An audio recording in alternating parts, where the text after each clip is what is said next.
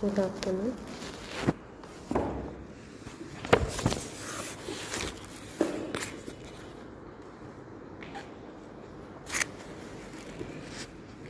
Now the next point is EM wave propagation. So how an EM wave propagates through a coaxial transmission line. So here diagram is shown which consists of the generator, coaxial line and load.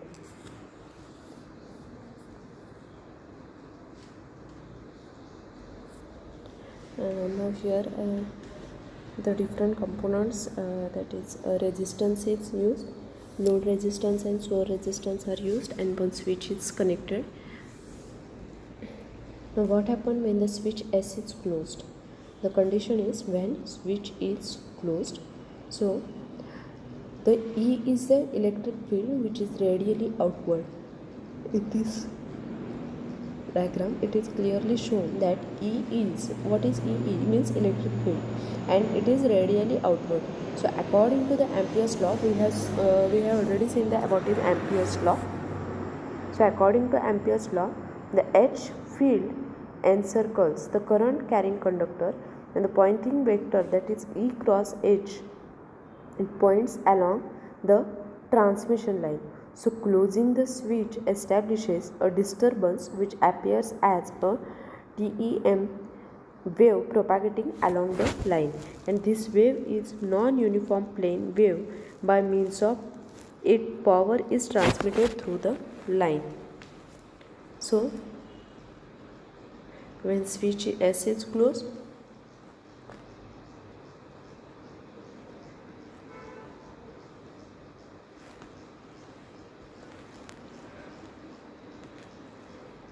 the pointing vector E cross H points along the transmission line.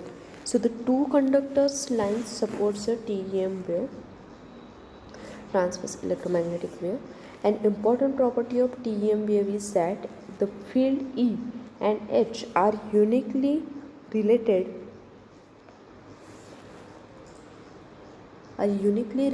to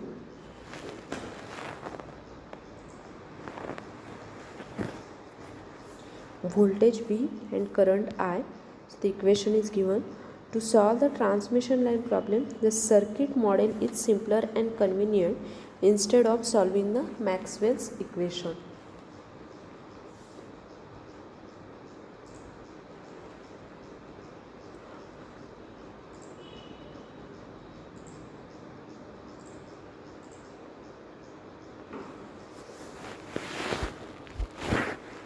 So here transmission line equivalent circuit is given. This is equivalent circuit of transmission line. Here resistance, inductance, capacitance, these components are used.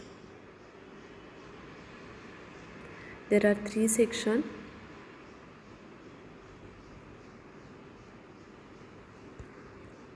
So the KVL and KCL, the basics of these are the limitations. What are the limitations of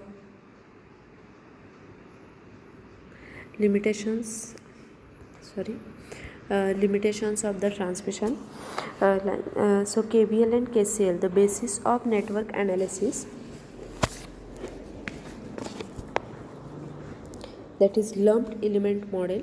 Then KCL is dependent on the assumption that the net charge in any wire or the junction or lumped component is constant when electric field between the parts of the circuit is non-negligible. This is not the case where the frequency AC circuits. Now this diagram shows the L-type equivalent.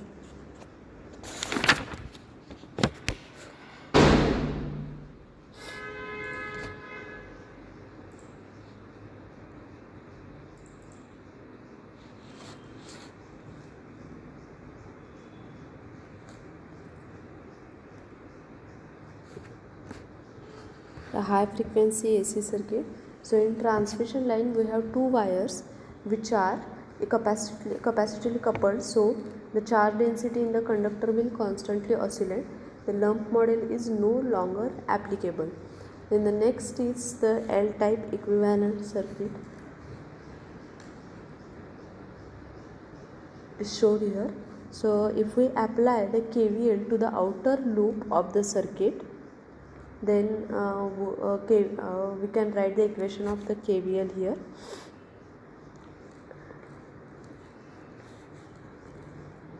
Also we have to apply the KCL to the main node of the circuit, and we can get the equation.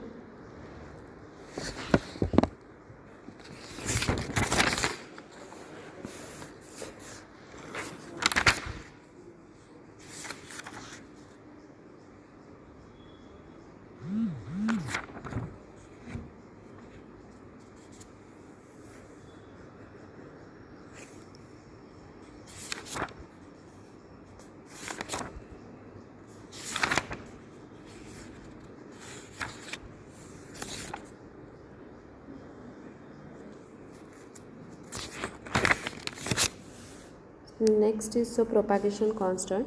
So if we assume the harmonic time dependent, so that voltage and current equations are given here. Now Vs and Is of Z, these are the phasor forms of voltage and current respectively.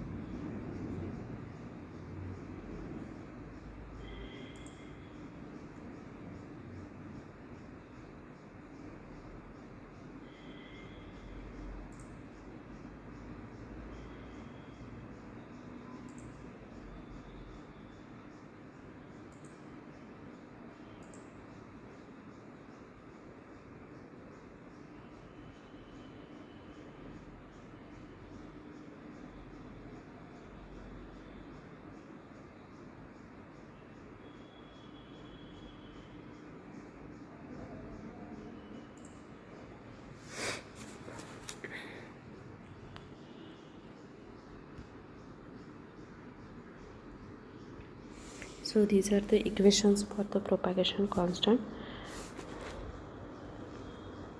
Equation of gamma is also given here. It is alpha plus j beta. Replace the values of these. So what is gamma? Gamma is called as propagation constant. So the gamma is propagation constant per meter. Alpha is Alpha is attenuation constant. Beta is phase constant. Gamma propagation constant, alpha attenuation constant, and beta is phase constant.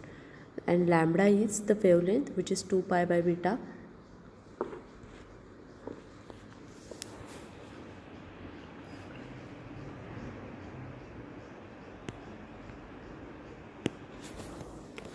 So before going to the next point, we will see what is line parameter. So the transmission line is made up of a conductor.